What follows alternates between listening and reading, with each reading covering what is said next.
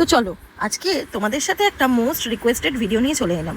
হ্যাঁ, চেরির জন্য আমি যে এই এগ মাফিনটা বানিয়ে থাকি, এটার জন্য আমাকে প্রায় অনেকেই রেসিপিটা শেয়ার করতে বলেছিল। সময়ের অভাবে আমার সেটা করা হয়নি, তো তাই ভাবলাম আজকে যখন মাফিনটা বানাচ্ছি তোমাদের সাথে চট করে শেয়ার করে নিই। আসলে ওকে খাবারের নানা রকম অপশান আমি দিয়ে থাকি, সবসময় একই জিনিস তো দেওয়া হয় না, তাই ভিডিও করা হয় না। তো আজকে ভাবলাম এগ মাফিনটা যখন চেরিকে দেবই, তোমাদের সাথে রেসিপিটাও টুক করে শেয়ার করে নিই। এখানে দেখো আমি এগ মাফিনটা বানানোর জন্য শুধু গাজরের ইউজ করব। তোমরা চাইলে তোমাদের পছন্দ মতো আরও কিছু ভেজিস অ্যাড করতে পারো। আমার কাছে বাড়িতে গাজরটা ছিল, আমি তাই জন্য সেটাই অ্যাড করেছি। আর এটা শুধু বাচ্চারা না, বড়রাও খেতে পারবে। তো এখানে আমি 2 চামচ মতো গাজর একটু গ্রেট করে নিয়েছি, একটা গাজরের অর্ধেক অংশ। তার মধ্যে একটা ডিম অ্যাড করে ভালো করে এটা ফেটিয়ে নেব। এটাকে আরও একটু হেলদি বানানোর জন্য আমি এখানে 1 চামচ আটা ব্যবহার করেছি, আর সাথে দিয়েছি অল্প একটু চিজ। ব্যাপারটা চিজি চিজি হলে কার না খেতে ভালো লাগে বলো? আর বাচ্চারা তো চিজ খেতে মোটামুটি সবাই পছন্দ করে। বাচ্চাদের জন্য কিন্তু চিজ খুব উপযোগী একটা খাবার। সাথে আমি এটাকে আরেকটু ফ্লেভারফুল করার জন্য অল্প একটু গোলমরিচের গুঁড়ো অ্যাড করেছি, আর সাথে অল্প একটু বাটার অ্যাড করেছি জিনিসটা আরও ফ্লেভারফুল করার জন্য। এখানে দেখো আমি একটা এই ছাঁকনি বাটি ইউজ করেছি, ওটাকে গ্যাসের ফ্লেমে বসিয়ে রেখেছি একটা কড়াইয়ের মধ্যে। তারপরে এই মোল্ডগুলোর মধ্যে নিয়ে আমি এই ব্যাটারটা ঢেলে দিলাম।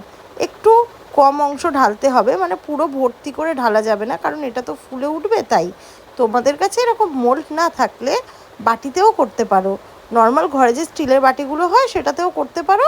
সেক্ষেত্রে তোমাদের বাটির মধ্যে একটু হালকা করে অয়েল বা ঘি ব্রাশ করে নিতে হবে, তাহলে আর বাটির মধ্যে এটা লেগে যাবে না।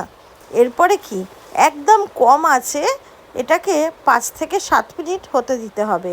তার মধ্যে কোনো ঢাকা খোলা যাবে না, ভালো করে চাপা দিয়ে 5-7 মিনিট হলেই আমাদের এই মাফিনটা রেডি। স্ট্রবেরিটা চেরিকে দিয়েছিলাম, একটুখানি খেয়ে দেখো কি করেছে। এটাই আবার ওকে দিয়ে দেবো, খেয়ে নেবে।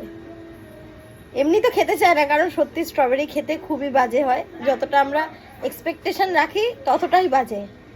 তো এটা আমি অন্যরকমভাবে ওকে দেবো, নয় জেলি জ্যাম এসব বানিয়ে দিই, কিন্তু ওই একটা স্ট্রবেরি এটা গাছের বলে তো আর সেইভাবে বানানো যাবে না। অনেকগুলো হলে জ্যাম ট্যাম বানিয়ে রাখা যায়, আমি রাখি স্টোর করে। তো এটা আমি ওকে আজকে অন্যভাবে খেতে দেবো। তো চলো দেখা যাক। এখানে দেখো আমি মাফিনের সাথে ওকে যেটা খেতে দেবো সেটা অ্যাড করে দিচ্ছি, প্লেটে সুন্দর করে সাজিয়ে নেবো। এটা আমি বাড়িতেই দই পেতে রাখি, সেই দইটাই আমি ওকে দিই।